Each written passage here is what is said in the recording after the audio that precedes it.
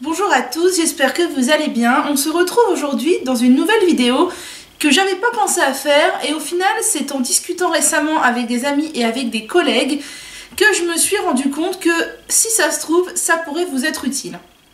Donc comme vous avez pu le voir dans le titre de cette vidéo, je vais vous donner selon moi quelles sont les bases pour débuter quand on veut prendre soin de ses cheveux au naturel. Je ne vais pas parler de tout le naturel qui englobe le visage et le corps, même si ça se regroupe parce que ce serait trop long et les questions qu'on me pose souvent, c'est sur les cheveux. Et donc je me suis dit que j'allais faire une sorte de petit mémo pense-bête qui sont pour moi quelles sont les bases à connaître quand on veut démarrer dans le naturel. Donc déjà, pour moi, quand on veut prendre soin de ses cheveux au naturel, il y a 3 règles de base à avoir. La première étant d'essayer d'espacer ses shampoings le plus possible. Alors j'entends souvent autour de moi, oui mais moi c'est pas possible, moi je fais du sport, moi je transpire, moi j'ai les cheveux épais, moi ma coiffeuse elle m'a dit que ça faisait rien du tout, tout ça. Moi je vous le dis, conseil, essayez d'espacer vos lavages de cheveux. Moi il y a des périodes où je fais du sport, d'autres où j'en fais pas, on peut le dire comme ça.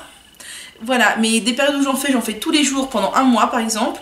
Et ça ne m'empêche pas de ne me laver les cheveux que 2 fois par semaine. Alors oui, peut-être que au bout de 3-4 jours, ils sont un peu gras, bah, je les attache, c'est pas la mort, voilà. Je vous dis pas de ne jamais vous laver les cheveux, je vous dis de les espacer, surtout si vous les lavez tous les jours.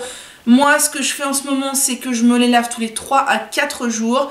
Et j'aimerais beaucoup, au fil du temps, passer à un seul lavage par semaine. Pour l'instant, c'est pas possible, mais j'y vais doucement. C'est pareil, allez-y doucement. Si vous les lavez tous les jours, essayez tous les 2 jours pendant un mois, puis tous les 3 jours pendant un mois ou 2 mois, etc. Et il y a des périodes aussi où nos cheveux réagissent mieux que d'autres. Pendant un temps, je pouvais me les laver tous les 5 jours. Là, je suis à tous les 4 jours. Adaptez-vous, mais surtout, essayez de ne pas vous les laver tous les jours. Deuxième règle de base, essayez d'éviter le plus possible, voire toujours, les appareils chauffants tels que lisseurs, boucleurs et sèche-cheveux. Ça, c'est une ruine pour vos cheveux, ça les assèche, mais alors ça leur enlève le peu d'hydratation qu'ils avaient réussi à garder. Et franchement, si vous utilisez ces appareils au quotidien, je vois mal comment vous pourrez avoir de beaux cheveux au naturel. Vraiment, pour moi, c'est vraiment incompatible. Et la troisième règle de base est pour moi, essayez d'éviter au maximum les colorations chimiques. Alors je sais que certaines d'entre vous vont me dire oui mais moi j'ai des cheveux blancs, ma couleur est moche. Je vous comprends tout à fait. Moi je suis pas encore dans le cas des cheveux blancs, mais je pense que je serai quelqu'un qui le vivra très mal et qui sera obligé de me colorer les cheveux. Alors essayez de faire votre coloration chimique le moins souvent possible, je sais pas moi, tous les 2 mois, 3 mois, 4 mois si vous pouvez. Ou encore mieux, passer aux colorations végétales. Mais moi je trouve que les colorations végétales, quand on débarque dans le naturel, c'est pas forcément la chose à faire tout de suite car ça peut vite paraître compliqué et décourageant. Donc voilà, juste essayez de les espacer. Ensuite, quand on passe au naturel, la première chose à savoir, c'est choisir le bon shampoing. Donc les 2 ingrédients de base qu'il faut éviter selon moi dans les shampoings quand on débarque dans le naturel, c'est les sulfates agressifs. On peut dire qu'on tolère le sodium cocosulfate, mais c'est le seul qu'on peut tolérer. Et on dégage les silicones qui sont une ruine, pareil pour nos cheveux. Alors vous allez me dire comment savoir ça si on connaît rien en composition. Moi ce que je vous recommande, c'est de choisir des shampoings les plus labellisés possible. À savoir qu'un shampoing bio ne veut pas dire un shampoing sans sulfate. Généralement, ou toujours, je sais pas, je ne connais pas par cœur la convention bio, un shampoing bio n'aura pas de silicone, mais un shampoing bio peut contenir des sulfates. Donc le label bio vous indique qu'il y a des ingrédients bio dans votre shampoing, mais ne vous indique pas qu'il n'y a pas de sulfate. Vous trouverez la mention EcoCert. EcoCert, c'est un tout petit label pour moi et pas un label d'extrêmement grande qualité, car dans les shampoings EcoCert, il peut aussi y avoir des sulfates. Dans les shampoings labellisés Natrue, on trouve aussi du sodium cocosulfate, mais je vous ai dit pour démarrer, c'est acceptable. Donc ce que je vous recommande, c'est de choisir des shampoings qui soient labellisés au mieux BDIH ou Nature et Progrès. Je vous ai parlé tout à l'heure, je ne sais plus si j'ai dit Nature et Progrès, mais c'était EcoCert que je voulais dire. Nature et Progrès, c'est un très bon label. Après, le mieux, c'est quand même d'analyser les compositions. C'est facile, vous tournez votre flacon de shampoing, vous regardez les 6 premiers ingrédients. Si dans les 6 premiers ingrédients, il y a sulfate, bah vous savez que vous le prenez pas quoi. Sauf si c'est sodium coco sulfate, à la rigueur, on peut tolérer. Donc moi, j'ai mon pense-bête parce que sinon je vais oublier la moitié de ce que je vais vous dire. Les marques que je peux vous recommander au niveau des shampoings qui sont vraiment bien, c'est Veleda, Cosmo Naturel, Helvetia Natura, Lavera, Douce Nature, Propolia, Logona, Santé et bien d'autres. Il y a plein d'autres multitudes de shampoings. Ces shampoings là ils sont courants, ils sont bien et vous pouvez les acheter les yeux fermés, même s'il est possible de trouver du sodium cocosulfate dedans. À vous de regarder si vous voulez jouer les puristes dès le début. Au niveau du lavage de cheveux, donc ça ce sont les shampoings, mais sachez que si vous voulez vous laver les cheveux en douceur, il est possible aussi de se laver les cheveux à l'après-shampoing. Alors ça s'appelle le low poo ou le co-wash il me semble. Donc c'est pareil que le lavage au shampoing, sauf que c'est avec un après-shampoing et ce qui est nettement plus doux pour les cheveux et pour le cuir chevelu. Donc là, bah, pareil, il faut prendre un après-shampoing bio avec une composition clean et avec des certifications si possible, avec des labels. Moi, je peux vous recommander les marques Urtecram, Alverde, Eco Cosmétique, Lavera ou Logona par exemple, sachant que tous les shampoings ne marchent pas à merveille pour le lavage, tous les après-shampoings ne marchent pas à merveille pour le lavage de cheveux. À vous de tester, de toute façon un peu d'après-shampoing ça ne peut faire que du bien à vos cheveux pour les hydrater. Donc pour vous montrer, je vous ai ramené par exemple là deux après-shampoings, donc le Logona et le Alverde. Donc le Logona aux protéines de blé et le Alverde à l'huile d'argan, qui sont tous les deux très bien, ce sont de bonnes bases pour démarrer. Et donc pour ceux qui veulent se lancer également dans l'aventure zéro déchet ou qui ne veulent pas se prendre la tête, il existe aussi des shampoings solides. Donc par exemple la marque Douce Nature en fait, et là j'ai dans ma main celui de la marque l'Amazona qui est en forme de petit cannelé. Je ne l'ai pas encore testé mais ça vous pouvez y aller les yeux fermés, c'est une très bonne composition, elle est vraiment très bien. Donc voilà, c'est des shampoings solides qui s'utilisent exactement de la même manière qu'un shampoing, qu'un savon solide. Soit vous frottez directement sur votre cuir chevelu et ensuite vous massez, soit vous frottez entre vos mains et ensuite vous massez. Dernière petite précision pour les shampoings, alors moi c'est des détails qui m'importent peu mais je me suis rendu compte que c'était des détails qui importaient beaucoup aux yeux des gens. Alors à savoir l'odeur, là ils font des gros efforts sur les odeurs je trouve dans les shampoings. Les shampoings sentent bon mais généralement les odeurs ne restent pas dans les cheveux. Et pour ce qui est de la mousse, oui, un shampoing bio mousse moins qu'un shampoing conventionnel.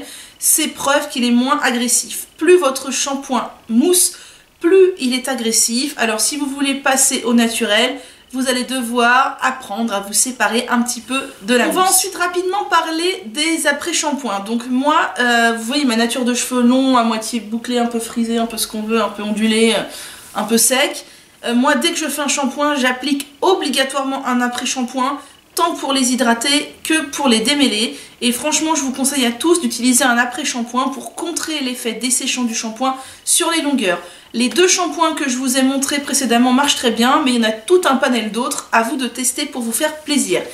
Alors, il y a la polémique sur les ammonium quaternaires dans les après-shampoings, à savoir que les ammonium quaternaires ont un effet similaire au silicone, mais ce n'en sont pas, et il y a une polémique sur le fait est-ce que les ammonium quaternaires sont nocifs pour les cheveux ou pas. À vous de voir si vous avez envie de vous renseigner là-dessus, à vous de voir si vous voulez tolérer les ammonium quaternaires ou ensuite, pas. Pour prendre soin de ses cheveux au naturel, moi je trouve qu'il est indispensable de faire des masques. Je trouve qu'un masque par semaine est un bon rythme. Après si vous n'avez pas le temps, ça peut être tous les 15 jours. Je trouve qu'au-delà de tous les 15 jours, c'est léger. Après certains en font un par mois et ça leur convient très bien. Moi j'en fais un tous les 4-5 jours et c'est un rythme qui me va bien.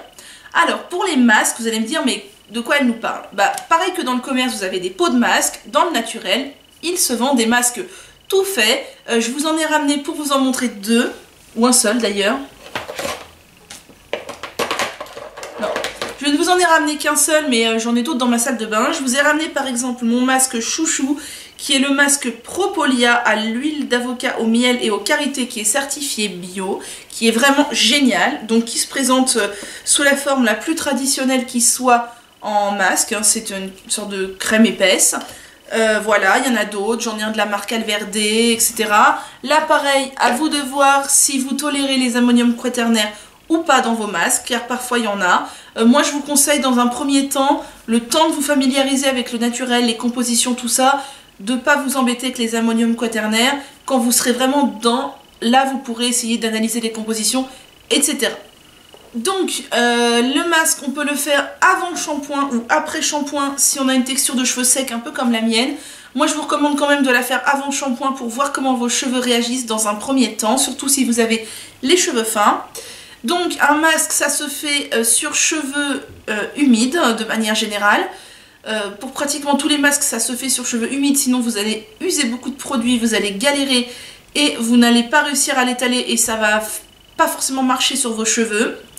Et un masque, donc après l'avoir appliqué, moi j'enroule en chignon et je me mets une charlotte ou un cellophane dessus pour que ça reste bien au chaud. Alors, exit les masques 3 minutes miracle qu'on peut voir dans le commerce. Pour moi, un masque de 3 minutes, ça ne fait rien du tout, qu'il soit miraculeux ou pas. Je pense que pour que le masque soit efficace, il faut le poser minimum 30 minutes et vous pouvez aller jusqu'à toute la nuit. Alors, je vous ai montré des masques du commerce tout prêts, je pense que c'est idéal pour démarrer. Mais ce qu'il faut quand même savoir, c'est que nos cheveux ont besoin d'hydratation, de nutrition et de protéines. Généralement, les cheveux ont besoin de plus d'hydratation que du reste. Donc, on peut aussi faire des petites mixtures très simples nous-mêmes pour prendre soin de nos cheveux. Donc, je vais vous citer les agents hydratants, les agents nourrissants et les agents riches en protéines. À vous de faire des petites recherches sur le net ou même d'essayer de mélanger des choses. Parce que tout ce que je vais vous citer, vous pouvez le mélanger. Alors, ne mélangez peut-être pas tout d'un coup, mais vous pouvez mélanger 2 ou 3 ingrédients, voir si vos cheveux aiment, et essayer d'autres choses, recommencer, etc. Alors, donc, pour les masques tout prêts, je vous ai montré celui de Propolia. Il y a Veleda, Coslis, Lavera, Alverde, Logona ou Eco Cosmétiques qui font aussi de très bons masques. J'ai oublié de préciser également que votre après-shampoing peut vous servir de masque. Un après-shampoing peut tout à fait être utilisé en masque si vous n'avez pas envie d'acheter un deuxième produit. Vous utilisez votre après-shampoing en guise de masque avant le shampoing et logiquement ça fera tout à fait l'affaire. Donc, les agents hydratants que l'on peut mettre dans nos masques maison. Il y a le gel d'aloe vera que j'ai à côté de moi. Celui-ci vient de chez Aromazone, mais on en trouve de plusieurs marques. Qui vient de la plante, donc l'aloe vera, et qui est un très très bon hydratant. Il y a le miel, le sirop d'agave, la glycérine végétale et les produits laitiers. Alors les produits laitiers, ils marchent qu'ils soient d'origine végétale ou animale.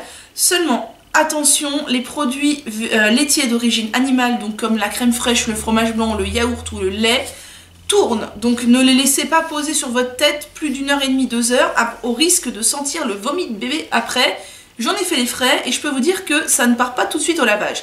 Donc moi maintenant je n'utilise que des crèmes de soja ou lait de soja, lait d'amande, lait d'avoine et je n'ai aucun problème.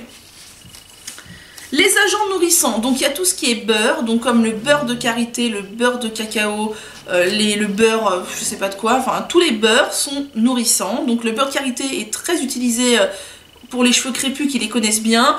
Sur les cheveux européens ou asiatiques, utilisés avec parcimonie parce que ça peut vite être trop lourd, mais le beurre de karité est un très bon nourrissant.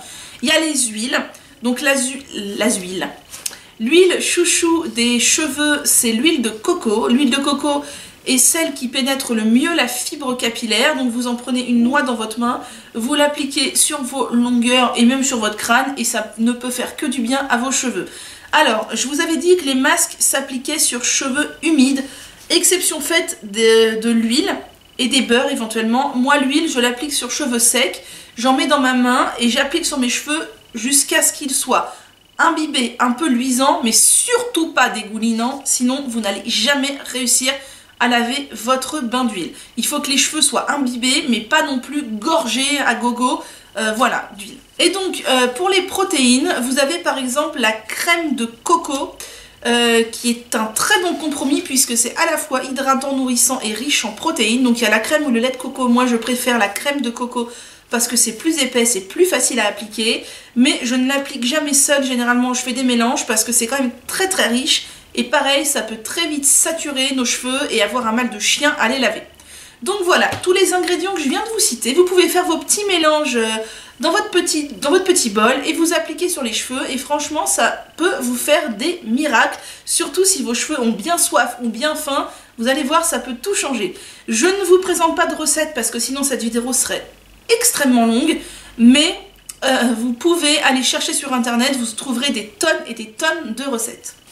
Ensuite, je vais vous parler de petits points divers. Je vais commencer par les accessoires. Pour entretenir ses cheveux au naturel, il est conseillé d'utiliser des accessoires qui sont doux avec les cheveux et qui ne vont pas vous les casser.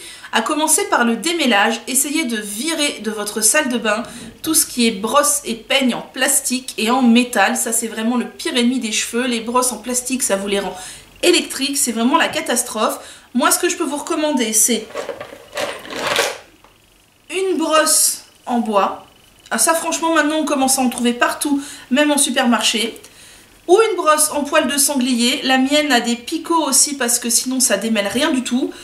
Et moi mon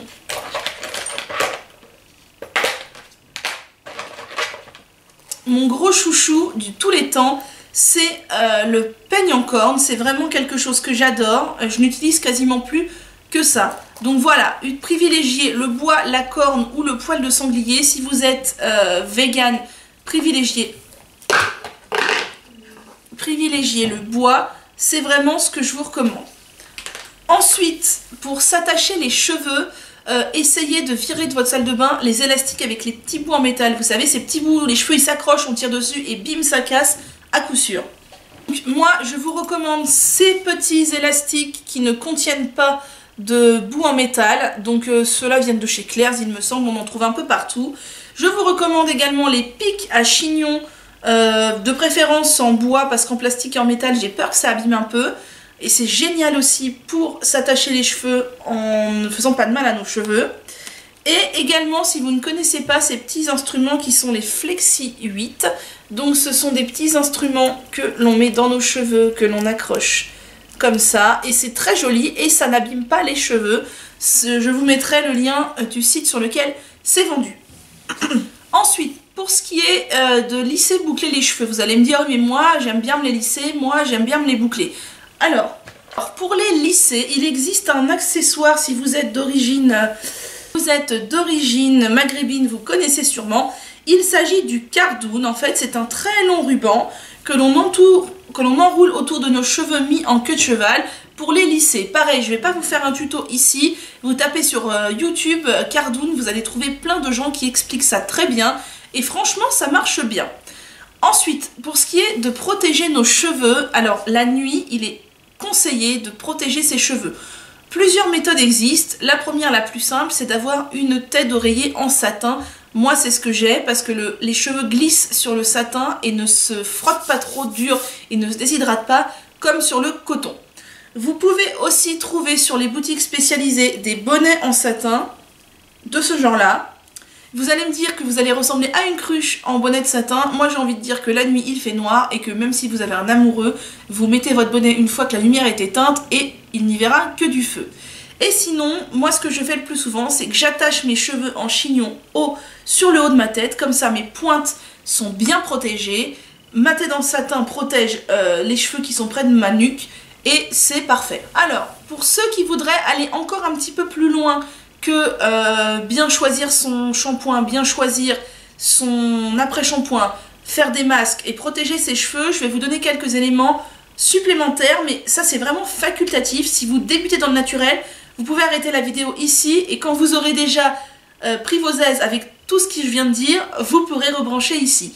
Donc, dans tout ce qui est nos masques maison, on peut ajouter des hydrolats. Les hydrolats, c'est quoi? C'est des eaux florales obtenues lors de la distillation des huiles essentielles. Donc, ce ne sont pas des huiles essentielles, mais ça contient des actifs. Ici, j'ai par exemple l'hydrolat de pamplemousse. Alors, je m'en sers pas du tout pour les cheveux, je m'en sers pour le visage, celui-ci. Mais tous les hydrolats se présentent sous cette forme, en bouteille avec ou pas un embout spray. Et donc ça a des propriétés, à vous de choisir en fonction des propriétés disponibles. Vous pouvez aller voir sur différents sites, tout est expliqué. Et ça ne peut faire que du bien à vos cheveux. Vous pouvez aussi ajouter des huiles essentielles. Attention à manier avec parcimonie, vraiment renseignez-vous avant d'utiliser des huiles essentielles et faites un test dans le creux de votre coude pour voir si vous ne faites pas de réaction allergique. mais c'est aussi possible. Et on peut aussi rajouter des actifs, donc par exemple de la protéine de soie qui lisse les cheveux, de la protéine de riz, de la protéine de blé, de la phytokératine, des céramides végétales, etc. Là je vous renvoie vers le site principal qui référence tout ça, c'est Aromazone. Tout y est clairement expliqué, mais c'est pareil, c'est du surplus. Si vous débarquez, faites-vous un masque simplissime, voyez comment réagissent vos cheveux et prenez plaisir à agrémenter au cours du temps. Les hydrolats, on peut aussi les utiliser en spray quotidien sur les cheveux. Moi, vous voyez, j'ai les cheveux un peu ondulés, donc j'utilise un spray au quotidien pour reformer mes ondulations parce qu'avec la nuit, mes ondulations partent. Mais beaucoup de gens utilisent aussi des sprays qu'ils enrichissent en agents hydratants, donc tels que de l'aloe vera, ou un peu de sirop d'agave, ou un peu de glycérine végétale, pour créer des sprays hydratants, pour hydrater les cheveux au quotidien. Alors là, pareil, je ne vais pas vous dire de recettes. Sur internet, vous tapez recettes spray hydratant cheveux, vous allez en trouver beaucoup. À vous de tester les ingrédients qui plaisent le mieux ou pas à vos cheveux, les quantités, etc. Mais voilà, c'est aussi bénéfique d'hydrater ses cheveux au quotidien parce que nos cheveux, c'est comme nous, ils ont besoin de manger et de boire souvent. Donc voilà. Pour ce qui est de s'occuper de ses cheveux au quotidien, il existe aussi des petites choses que l'on appelle des leave-in. Alors, un leave-in, qu'est-ce que c'est? C'est un produit que l'on va appliquer sur ses cheveux mais qui ne va pas se rincer. Ça peut être soit sous forme de crème, au même titre qu'une crème de jour ou qu'un après-shampoing, soit sous forme d'huile généralement sèche. Il existe pas mal de produits sur le marché. Moi, je vais vous montrer plusieurs petits produits que je possède. Donc, je vais vous montrer un leave-in sous forme de crème qui est la crème lactée de chez Denovo, qui n'a pas de certification bio, mais qui a une composition absolument parfaite. Pour moi, elle n'est ni trop épaisse, ni trop simple. Elle convient parfaitement à mes cheveux et par contre c'est un leave-in qu'il faut utiliser avec parcimonie. Elle est un peu onéreuse, le flacon n'est pas très grand mais il suffit d'une seule pression pour moi pour faire mes cheveux quoi. Donc voilà. Celle-ci je l'utilise généralement après le shampoing sur cheveux humides. Et dans la semaine, entre deux lavages, j'applique donc toujours de chez Denovo cette huile sèche qui s'appelle l'Oleo Silk, qui est très bien, qui est une huile donc qui va relipider les cheveux secs, mais qui ne va pas les graisser. C'est pareil, moi j'en mets 1 à 2 pressions, c'est tout. Ça suffit pour ma longueur. Voilà, donc ne pas en abuser, car sinon vous allez dire « Ah, c'est nul ce truc, ça me fait les cheveux gras ». Mettez-en avec parcimonie et ça ne pourra que réussir à vos cheveux. En leave-in, on n'est pas obligé d'acheter des produits comme ça. On peut tout à fait mettre du gel d'aloe vera ou une huile qu'on aura choisie, par exemple, je ne sais pas, de l'huile de coco, mais toujours avec parcimonie, le tout étant de voir ce dont nos cheveux ont besoin.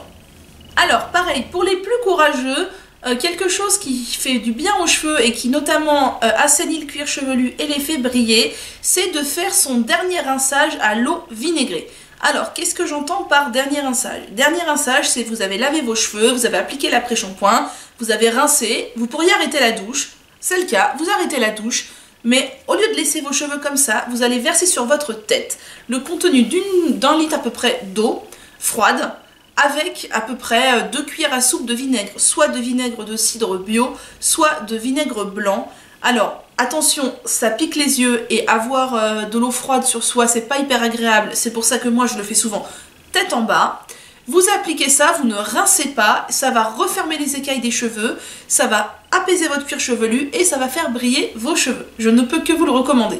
Alors, pour ceux qui auraient envie d'exotisme et d'aller encore plus loin, vous avez peut-être entendu parler des poudres. Alors les poudres, il en existe des lavantes ou des poudres de soins. Ce sont des poudres de plantes ou des poudres indiennes. Il en existe un panel énorme. Moi je m'en sers beaucoup parce que mes cheveux adorent. J'en fais des masques très régulièrement. Mais je pense que ça, voilà, c'est quelque chose qui est quand même contraignant. Il faut avoir envie, il faut avoir le temps, il faut avoir envie de tester des choses parce que ça ne réussit pas toujours.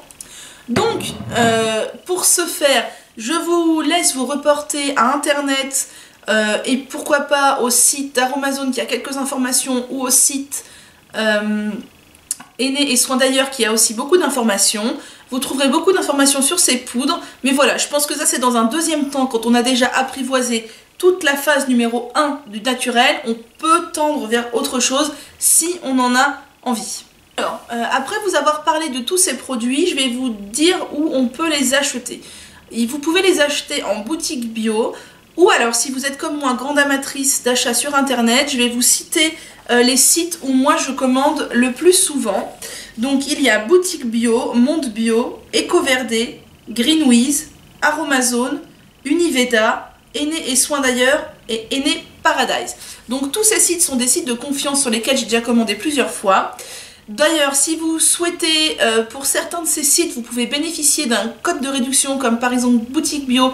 Je crois que si c'est votre premier achat, vous bénéficierez d'un code de réduction de 3 € si vous rentrez mon adresse mail que je vous mets ici, dans la case parrainage lors de votre inscription. Ça ne marche pas pour tous les sites, je ne me rappelle plus lesquels ça marche ou pas, mais je sais que pour Boutique Bio, ça marche. Des amis l'ont fait récemment et elles ont obtenu 3 € de réduction sur leur première commande. Voilà.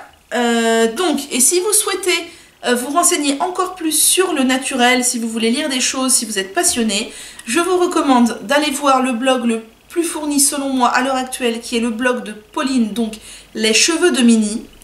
Je vous recommande le livre J'aime mes cheveux d'Elodie Joy-Jobert, qui est selon moi une bible, une base à avoir, un bouquin, c'est un indispensable quand on démarre dans le naturel. Il est très ludique.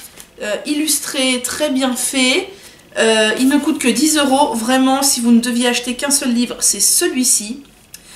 Et si vous souhaitez analyser la composition de vos cosmétiques, juste pour voir ce que contiennent vos cosmétiques conventionnels, ou si vous avez peur de la composition d'un produit bio que vous avez acheté, vous allez sur le site La Vérité sur les cosmétiques, vous tapez recherche INSEE, vous allez rentrer un par un tous vos ingrédients et ça va vous dire s'ils sont nocifs ou pas et s'ils sont d'origine naturelle ou chimique. Je trouve ça vraiment très intéressant. Dans mes débuts dans le naturel où j'y connaissais rien du tout, je l'ai beaucoup fait et il m'arrive encore de le faire. Voilà, si vous débutez dans le naturel pour vos cheveux, j'espère que cette vidéo aura pu vous aiguiller un petit peu. J'ai essayé d'être assez concise, mais je pense que ça doit durer un certain temps quand même. J'espère ne rien avoir oublié. Et donc tout ce que je peux vous dire, c'est que si vous débutez, allez-y doucement, ne vous mettez pas la pression, ne veuillez pas tout changer d'un coup. Allez-y par étapes, on commence par son shampoing, son après-shampoing, son masque. Après, si on a envie, on teste des petites choses maison. Si on veut aller plus loin, bah voilà, on fouille sur internet dans les bouquins, ça vous donnera beaucoup d'idées. Et sachez que le naturel offre une possibilité mais infinie de manières de prendre soin de soi, mais ça ne réussit pas non plus à tous les coups. Quand on tâtonne, quand on cherche ce qui convient à nos cheveux, il peut y avoir des ratés, il peut y avoir un masque où vos cheveux vont ressortir ternes ou d'aspect poisseux, bah c'est pas grave, on sait que ce masque là on le refera pas ou que nos cheveux n'en avaient pas besoin en ce moment, on ne se décourage pas pour autant, le naturel c'est pas de la magie, c'est pas pouf je vais faire un masque et mes cheveux vont être merveilleux, c'est essayer plein de petites choses, essayer de voir ce qui convient à nos cheveux et trouver les bonnes astuces et les bonnes combinaisons. Je ne vous ai pas parlé dans cette vidéo de la phase de transition si vous passez du conventionnel au naturel, mais il se peut que pendant une semaine à un mois voire 2, vos cheveux ne soient pas très beaux car en fait ils vont perdre tous les éléments chimiques qu'ils avaient sur eux, donc les silicones etc, pour révéler leur vraie nature. Donc il se peut que si vous avez usé et abusé des colorations, des appareils chauffants etc, vous deviez couper un peu vos cheveux au début de votre passage au naturel, car le naturel va leur révéler leur vraie nature. Donc si vos cheveux sont bousillés, ils le seront, et un cheveu bousillé est irréparable. Voilà. Sur ce, j'espère vous avoir donné envie de passer au naturel et que ça ne vous paraît pas trop compliqué. Je vous dis à très bientôt.